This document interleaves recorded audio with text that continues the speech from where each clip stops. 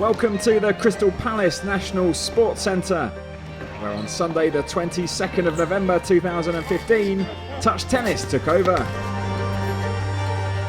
The 16 best-ranked players of the year battled it out on the courts in their bid to be crowned the 2015 Masters Cup champion.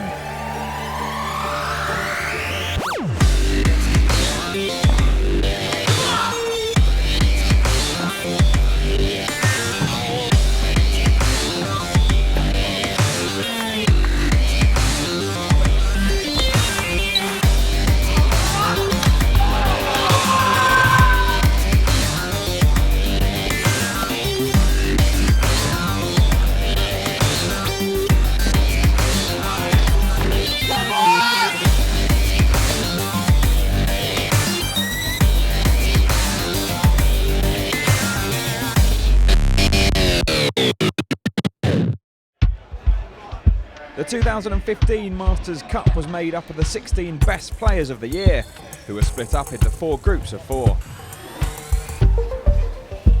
Group A included one of the pre-tournament favourites, Matt Pearce, and he was joined by Ed Ellis, Elliot Seabrook and Selena Coburn.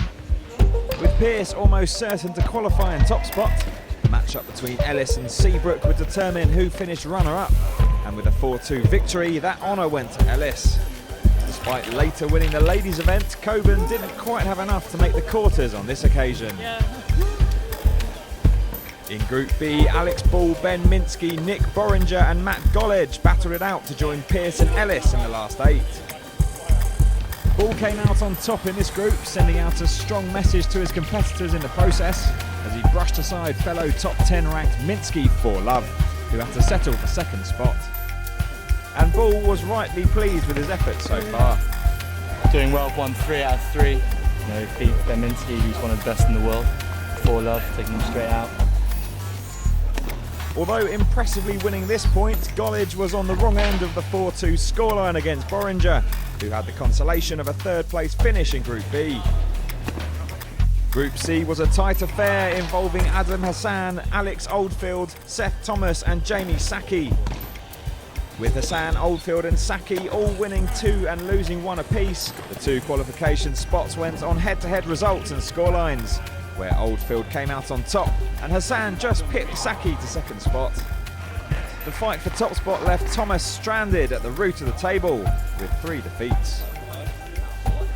In Group D, Elliot Mould, Chris Bint, Rashid Ahmed and Rob Crouch fought it out for the final 2 quarter-final spots. Despite impressing early on and going 2-1 up against one of the pre-tournament favourites, Mould, Ahmed, aka the GOAT, went down 4-2, but Mould, who went on to win the group, was impressed with his opponent's performance.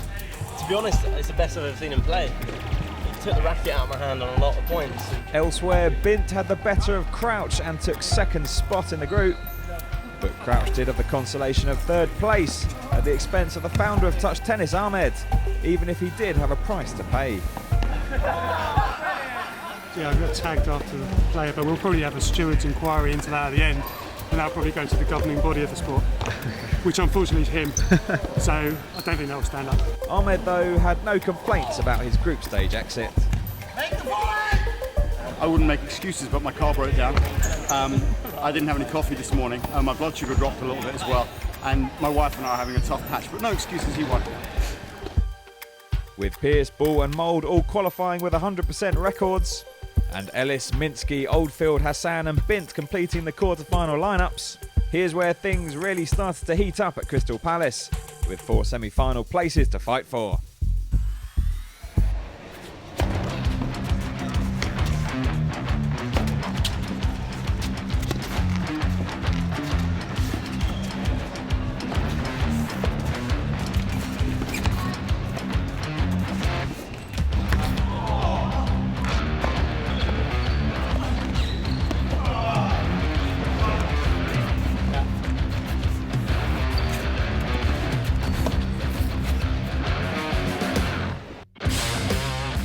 On his day, he's one of the best in the world, and just glad to get through to the semis now. Looking forward to playing Oldfield and Minsky.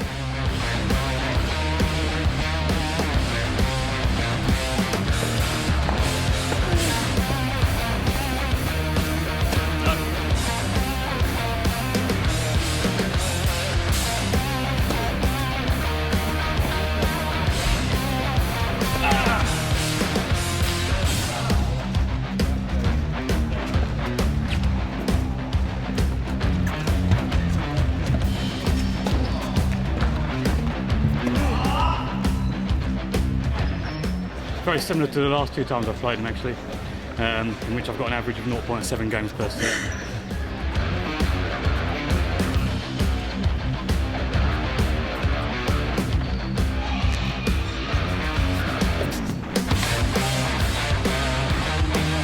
My movement wasn't quite as it needed to be. Yeah, I'm going to have a tough match. I've got Bull, who I lost to in the group stages, so I've got a bit of a chance to redeem myself.